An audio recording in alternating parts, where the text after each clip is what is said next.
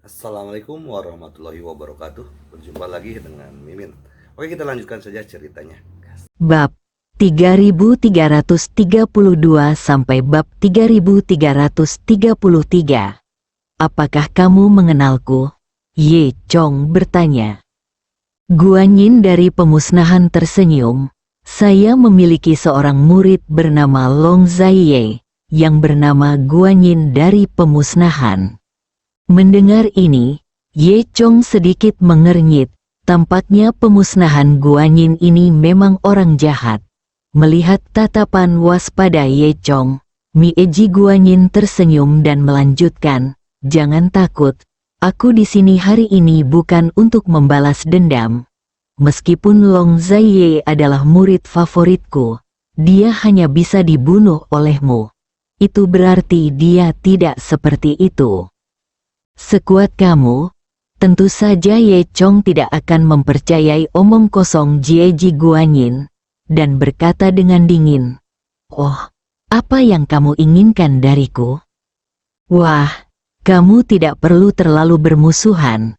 Aku menyelamatkanmu." Kepunahan Guanyin berkata sambil tersenyum. "Benarkah?" Ye Chong mendengus dingin. Guanyin tidak marah, dan masih tersenyum dan berkata, "Oke, pemuda itu benar-benar memiliki kepribadian. Aku menyukainya. Sekarang aku akan menerimamu sebagai muridku.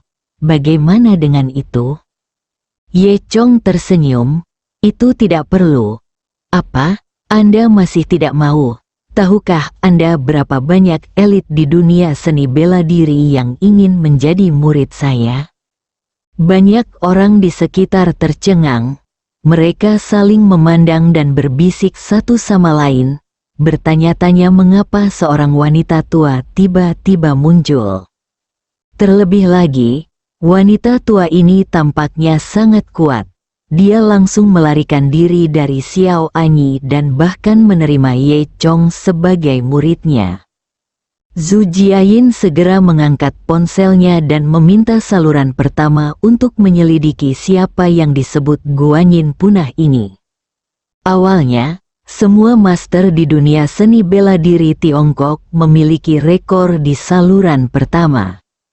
Namun, dengan pulihnya aura bumi, semakin banyak master tersembunyi dari generasi tua yang muncul.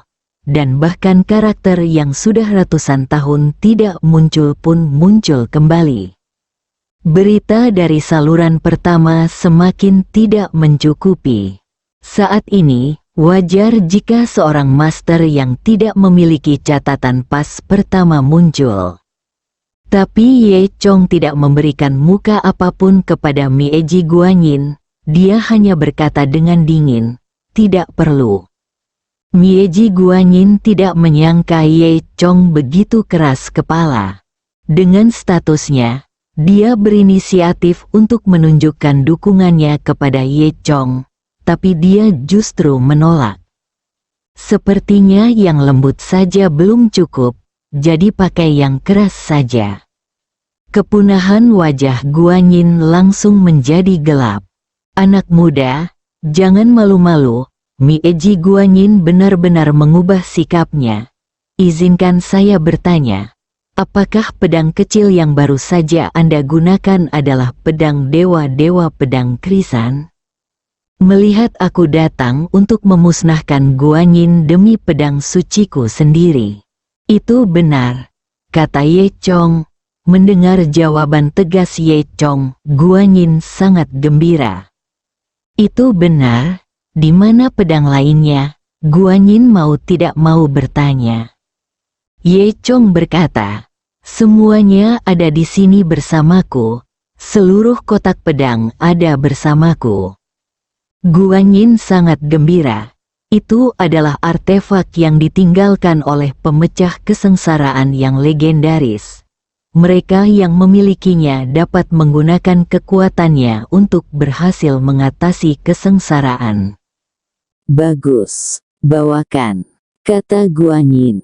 Ye Chong tersenyum dan berkata, "Mengapa aku harus memberikannya padamu? Guanyin berkata dengan dingin, berikan padaku dan aku bisa membuatmu tetap hidup. Kalau tidak, jangan salahkan aku karena kejam. Kamu pikir aku akan takut? Kamu baru saja melihat apa yang terjadi pada anak itu. Jika aku menggunakan sedikit kekuatan, dia akan mati kan? Ancam Yeji Guanyin. Ye Chong tersenyum dan berkata, sampah itu, kamu melumpuhkannya. Kenapa kamu masih berpuas diri? Dalam percakapan antara dua orang itu, Xiao Anyi seolah-olah dianggap sebagai sampah. Hal ini membuat semua orang di pengadilan surgawi timur merasa malu dan malu. Namun, mereka tidak berani berbicara dalam kemarahan. Kedua orang di lapangan memiliki kekuatan untuk mengatakan ini. Saya khawatir jika 3 guru murni dari pengadilan surgawi timur tidak keluar, tidak ada yang akan menjadi lawan mereka. Di atas panggung, Ye Chong tidak peduli dengan ancaman pemusnahan Guanyin. Jangan pikirkan itu, aku tidak akan menyerahkannya padamu, Ye Chong berkata dengan tenang. Mencari kematian, Guanyin kepunahan berkata dengan marah. Apakah menurutmu nama kepunahan saya adalah Baiki? Saat dia mengatakan itu, saya melihat kepunahan Guanyin menjentikkan tangannya, dan cahaya putih keluar dari lengan bajunya. Setelah diperiksa lebih dekat, ternyata itu adalah cambuk lembut bercampur putih salju. Biarkan kamu merasakan kekuatan cambuk Guanyinku, teriak Guanyin dengan keras. Detik berikutnya, saya melihat cambuk Guanyin melesat seperti sambaran petir, dan langsung berubah menjadi ular putih panjang, bergegas menuju Ye Chong. Cambuk itu berguling dan berputar di udara, semakin besar dan besar, seolah-olah itu ingin menelan semuanya. Cambuk itu muncul, dan udara di sekitarnya tampak sedikit lebih dingin. Semua orang ngeri melihatnya. Ketika cambuk mencapai Ye Chong, cambuk itu sudah setebal mulut mangkuk, panjangnya lebih dari 10 meter, dan tampak seperti ular raksasa yang melayang di langit. Ye Chong sedikit mengernyit saat melihat ini. Meskipun dia tidak menyerah, Ye Chong juga tahu betapa kuatnya wanita tua ini, dan dia tidak berani ceroboh di dalam hatinya. Ye Chong berteriak pelan, dan dengan pikiran di benaknya, dia dengan cepat mengumpulkan kekuatan batinnya, dan 3 lampu pedang terbang keluar dari tangannya.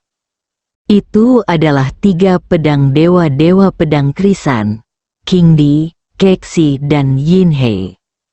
Ketiga pedang kecil ini tampak bersinar, memancarkan cahaya cian, biru langit, dan perak yang menyilaukan. Dalam sekejap, ia bertabrakan dengan Guanyin Wei di udara. Untuk sesaat, energi pedang dan bayangan cambuk saling terkait, membentuk gambaran yang spektakuler. Pedang ilahi Kexi sangat cepat, dan energi pedangnya sangat tajam. Ia terus-menerus menyerang cambuk Guanyin, mencoba memotong cambuk Guanyin dengan setiap pukulan. Dan cahaya pedang perak besar Yin He langsung menyelimuti ki putih cambuk Guanyin, seperti sangkar, menjebak ular besar di dalamnya. Kaisar King bertubuh tebal dan kokoh seperti batu, dengan bagian depan yang kuat dan cambuk yang tidak akan menyerah sama sekali. Namun, cambuk Guanyin kepunahan juga sangat kuat, dan tidak terputus di bawah serangan 3 pedang dewa. Pedang kecil dan cambuk datang dan pergi, dan pertempuran tidak dapat dipisahkan. Guanyin yang sudah punah menyipitkan matanya dan terus menuangkan ki ke dalam cambuk Guanyin. Cambuk itu menari semakin cepat di udara. Dan Ye Chong sama sekali tidak sopan, dan serangan pedang ilahi menjadi semakin sengit. Sepertinya senjata beradu di udara, namun sebenarnya ini adalah adu kekuatan antara dua orang. Kekuatan kedua orang itu bertabrakan di udara, membuat semburan suara gemuruh. Penonton di sekitarnya dikejutkan dengan konfrontasi yang mendebarkan ini. Murid-murid pengadilan surgawi timur yang berada di dekatnya terpaksa sampai tidak bisa bernapas oleh kekuatan yang kuat. Dan bahkan kepunahan Guanyin tidak menyangka bahwa junior muda seperti itu akan memiliki kekuatan internal yang begitu besar untuk mampu melawannya dalam waktu yang lama. Tepat ketika Guanyin terganggu, Ye Chong menemukan kekurangannya. Dengan pemikiran di benaknya, pedang ilahi Keksi tiba-tiba mengubah arahnya, dan dengan suara gemuruh, cambuk Guanyin terbang menjauh. Cambuk itu langsung mengecil, berubah menjadi cambuk biasa lagi, dan jatuh kembali ke tangan Guanyin. Kepunahan Guanyin mau tidak mau menunjukkan ekspresi terkejut. "Anak muda, kamu benar-benar memiliki keterampilan," kata Guanyin. Dia tidak berkecil hati dengan ini, tetapi merasa lebih bersemangat. Pedang ilahi yang digunakan oleh Ye Chong memang luar biasa. Semakin banyak kepunahan Guanyin terlihat, semakin dia mendambakan pedang di tangan Ye Chong, matanya bersinar terang. Dia tersenyum dan berkata, "Hahaha, bagus sekali. Anak muda, kekuatanmu cukup bagus. Tapi jangan berpikir kamu bisa mengalahkanku seperti ini. Aku hanya menggunakan 30% dari kekuatanku. Sekarang, aku akan memberimu kesempatan lagi. Berlututlah, sembahlah aku sebagai tuanmu, dan berikan aku kotak pedang Dewa Pedang Krisan." Sudah kubilang, aku bahkan bisa mengajari orang biasa seperti Long Zaiye untuk menjadi dewa tanah tuanmu. Bagaimana kalau aku berharap kamu naik ke surga dan menjadi dewa? Ye Chong tersenyum, tidak peduli sama sekali tentang janji Guanyin. "Kamu sendiri belum menjadi dewa, tapi kamu masih ingin membantuku. Apakah kamu bodoh? Atau kamu pikir aku bodoh?" Ye Chong bertanya dengan nada menghina. Extinction Guanyin mendengus dingin dan berkata, "Baiklah, kalau begitu kamu mati saja." Saat dia mengatakan itu, Extinction Guanyin menunjuk ke arah langit dengan kedua jarinya, dan dengan suara cang-celang, sebuah pedang panjang yang bersinar dengan cahaya keemasan terbang keluar. Guanyin memegang pedang dan dengan bangga berkata kepada Ye Chong, "Nak, ini senjata ajaib Gunung Guanyin milikku. Pedang surgawi tidak lebih buruk dari pedangmu. Aku akan menggunakannya untuk membunuhmu hari ini. Itu juga bisa dianggap sebagai ciptaanmu." Saat dia mengatakan itu, Guanyin of Extinction mengayunkan pedang panjangnya. Sekilas Anda dapat mengetahui bahwa pedang surgawi ini juga merupakan pedang dewa, dengan bilah sederhana dan bilah yang sangat tajam. Bahkan seorang prajurit biasa pun dapat dengan mudah menembus udara dengan mengayunkannya. Belum lagi master seperti Guanyin. Aku melihat mata Guanyin melebar, dan pedang panjang di tangannya bergerak, lalu cahaya keemasan menyilaukan keluar dari bilahnya, menembus udara, dan menebas ke arah Ye Chong. Cahaya keemasan itu sangat tajam, dan retakan muncul di tanah kemanapun ia melewatinya. Ye Chong mendengus dingin, tidak berani mengabaikan dalam hatinya. Dengan pikiran, ketiga pedang kecil itu melayang di samping Ye Chong. Kemudian, Ye Chong menggerakkan jarinya sedikit, dan tiga pedang dewa terbang pada saat yang bersamaan. Untuk sesaat, 3 lampu pedang berwarna cian, perak, dan biru langit, seperti 3 naga kecil, membubung langsung ke udara, berputar dan terbang di udara dengan momentum yang besar. Segera setelah itu, energi pedang cahaya emas dari Extinction Guanyin dan cahaya pedang Ye Chong bertabrakan di udara. Setiap terjadi konfrontasi, semburan cahaya menyilaukan, emas, cian, perak dan biru langit, cahaya berbagai warna seperti kembang api, penuh warna. Semua orang di sekitar tercengang. Pemandangan spektakuler seperti itu sungguh jarang terjadi.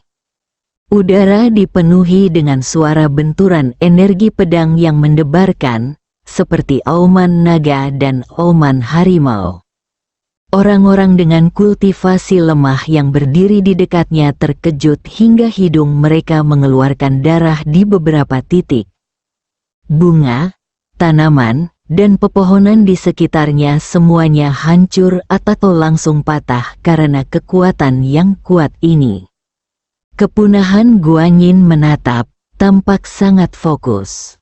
Di bawah kendalinya, pedang surgawi sekali lagi menembakkan beberapa sinar cahaya keemasan. Untuk sesaat, cahaya keemasan melilit 3 pedang ilahi Ye Chong dan berada di atas angin. Harus dikatakan bahwa langkah memusnahkan Guanyin ini sangat ampuh. Bahkan cahaya perak dari pedang ilahi Sungai Yin tidak dapat membungkus kekuatan cahaya keemasan sama sekali, dan bukaannya seringkali terkoyak oleh cahaya keemasan. Melihat pancaran pedang dari ketiga pedang sucinya secara bertahap ditekan oleh cahaya keemasan, Ye Chong mengerutkan kening. Tapi Guanyin yang punah mencibir. Nak, mari kita lihat apakah kamu masih hidup kali ini. Kamu sendiri yang menyebabkan ini, Guanyin mengejek. Ye Chong mendengus dingin, dan lampu merah keluar dari dirinya tanpa sadar dan naik ke langit. Semua orang di sekitar mereka menatap pemandangan mempesona di langit dengan mata terbelalak. Ketika semua orang melihat cahaya keemasan secara bertahap mengambil keuntungan, mereka semua tahu bahwa kepunahan Guanyin lebih unggul sekarang. Semua orang hanya bisa menghela nafas. Ini memang era pemulihan energi spiritual. Mereka tidak menyangka begitu banyak master yang muncul di dunia. Dan ketika orang-orang khawatir Kaisar Pedang akan kalah dari wanita tua aneh ini, perubahan tiba-tiba terjadi. Melihat Ye Chong tidak lagi dikalahkan, Guanyin merasa terlena dan ingin meningkatkan kekuatannya dan membunuh Ye Chong secara langsung. Namun, dia mengerutkan kening dan tiba-tiba merasakan kekuatan yang kuat. Dia tiba-tiba mengangkat kepalanya. Meskipun sepertinya tidak ada apa-apa di langit di atas kepalanya, Extinction Guanyin dapat merasakan ada kekuatan yang sangat kuat yang jatuh dari langit dan menghantamnya. Belakangan, kepunahan Guanyin menemukan bahwa tampaknya ada titik hitam kecil di langit, tergantung 10.000 meter di langit. Sebelum pemusnahan Guanyin sempat bereaksi, titik hitam itu dengan cepat membesar, seperti meteor yang jatuh dari langit, dengan momentum yang luar biasa. Baru setelah dia berada 1.000 meter dari tanah, Extinction Guanyin melihat dengan jelas bahwa itu ternyata adalah pedang merah besar. Itu adalah pedang dewa keempat dari dewa pedang krisan, Moli. Pedang ilahi Moli meninggalkan jejak merah panjang di udara, semakin besar dan berat. Dan ketika mendekati tanah, tingginya menjadi lebih dari 10 meter. Seperti puncak gunung megah yang runtuh, yang menakutkan. Semua orang tercengang saat melihat benda besar ini, yang tampak seperti pedang penghakiman yang ditusuk oleh para dewa. Kepunahan Guanyin berdiri di tanah, menatap pedang yang tampak seperti kedatangan dewa raksasa. Pupil matanya langsung memantulkan warna merah besar, dan sedikit keterkejutan muncul di matanya. Namun, dia tidak bergeming, tetapi mengumpulkan semua kekuatan sihir di tubuhnya untuk bersiap menghadapi pukulan luar biasa ini. Faktanya, hal itu tidak memberi kesempatan pada Extinction Guanyin untuk mundur. Itu semua terjadi dalam sekejap. Saat pemusnahan Guanyin mengumpulkan kekuatannya, pedang raksasa itu telah jatuh. Pedang ilahi Moli tidak dapat dihentikan, membawa kekuatan guntur, dan menghantam Guanyin pembasmian. Boom, terdengar suara keras, dan lubang yang dalam langsung terhempas ke tanah. Pada saat itu, seolah-olah seluruh bumi berguncang, udara terjepit, dan terdengar suara siulan yang tajam. Pedang raksasa itu tenggelam langsung ke tanah, dan tidak jelas apakah pedang itu telah menembus gunung. Kekuatan yang kuat mengaduk debu di tanah dan menelan Guanyin of Extinction dalam sekejap. Para murid dari pengadilan surgawi timur yang hadir semuanya tercengang. Ternyata Ye Chong sangat kuat. Jika Xiao Anyi hadir, dia pasti akan terkejut dan malu. Wang Sui melihat pemandangan di depannya dan sulit mempercayai bahwa anak laki-laki ini adalah orang yang sama yang telah mencuri obat dari toko ramuan sebelumnya. Memikirkan hal ini, Wang Sui tiba-tiba merasakan perasaan yang tidak dapat dijelaskan di hatinya tentang Ye Chong. Debu beterbangan, menghalangi pandangan semua orang.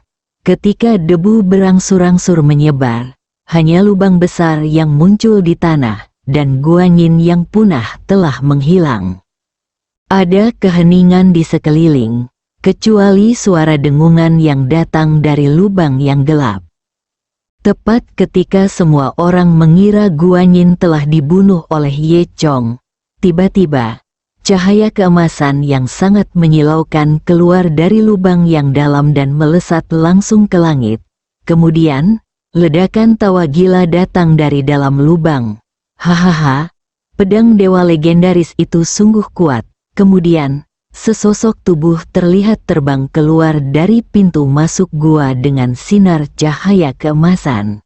Itu adalah Guanyin pemusnahan, bersambung.